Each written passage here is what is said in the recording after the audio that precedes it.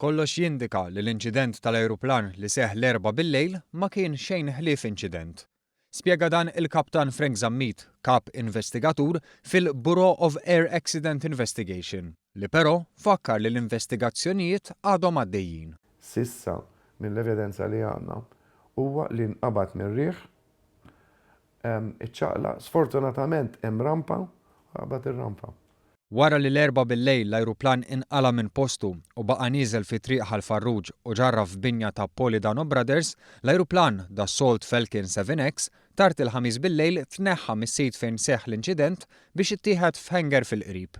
Operazzjoni li tmexxiet minn speċjalisti tal-manifattur tal-ajruplan li ġew pajjiżna propju għal dan il-għan u ħadmu jitfit mal-Protezzjoni Ċivili, il-Forzi Armati ta' Malta, il-Pulizija u l-Ajruport Internazzjonali ta' Malta biex imbagħad beda x-xogħol biex issewwa l-ħajt li ġarraf u l-fens. Il-mistoqsija tiġi naturali. Kif jista' jkun li ajruplan ta' 23 metru u li jiżen ma' 32 tunellata jittieħed mir-riħ? Is-Sur Zammit spjega li l-ajruplan hu magħmul biex permezz tar-riħ jinqata' mill-art u jtir.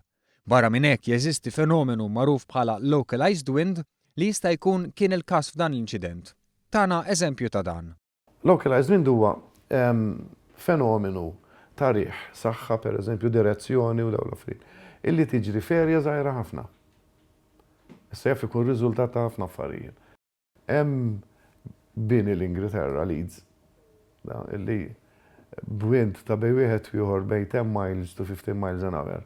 At the base, bniedem ikun miexi hemm jekk jiġi minn ċertu direzzjoni. Literalment itajru off his feet. Fil-fatt mitwieħed hekk u ġew 25. Fakkarna wkoll f'filmat online fejn ajruplan jinqabad mir-riħ. Anke jekk f'dan il-każ jidher li l-ajruplan kien eħfef għax kellu xi partijiet neqsin, xorta juri l-qawwa tar-riħ li tista' taħkem żona żgħira u fil-fatt innota li għalkemm mhux komuni dawn l-affarijiet ġieli jseħħu. Wieġeb ukoll kif ajruplani ta' dan id-daqs ikollhom il-parking brakes mitfijin. Il-proċedura fuq dat tip ta' ajruplan huwa li jkun ipparkjat għal tul ta' żmien bil-parking brakes off. Normali ġifieri. Hija normali, hija xi ħaġa normali. Indjana minħabba kif huma ddisinjati l-brakes.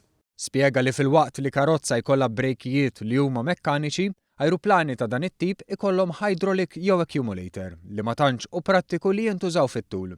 Għaldaqstant jintużaw l-hekk imsejħa chocks. Dawn ikunu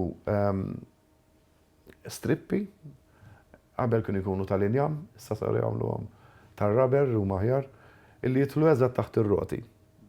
Għandek set quddiem u set fuq ir-roti ta' wara.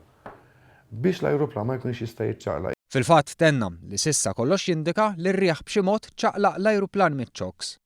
Il-Kaptan Zammit sostna li anke wara li tkellem mal-pilota kollox jindika li sar kollox skont ir-regoli u l-istandards tal-industrija u bekk sakemm ma jirriżultax mod ieħor mill-investigazzjoni li għaddejja dan ma kien xejn għajr inċident sfortunat.